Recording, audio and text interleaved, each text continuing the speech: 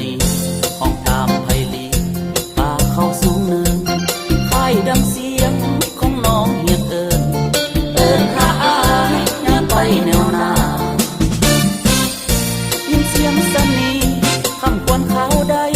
ไอแสนอะไรคิดหอดแก้วตาอยากกลับคืนมาหาดวงสมรยอมทุกข์ยอมทนเพื่อศาสตร์ของตนบนความกดขี่เรื่องความหาก็หาเต็มที่แต่คราวนี้ต้องขอลาก่อนจะพักจะห่วงพุ่มพวงเพียงใดต้องตัดสินใจห่างไกลงานงอนเพื่อศาสตร์ถาวร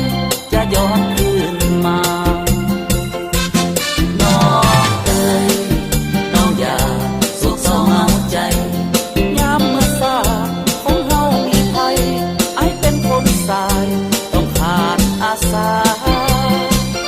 ยอมเสียสละเพื่อศาสตร์สู้จนคอขาดเพื่อศาสตร์ประสาทสิมรณาขอเพียงศาสตร์ยัง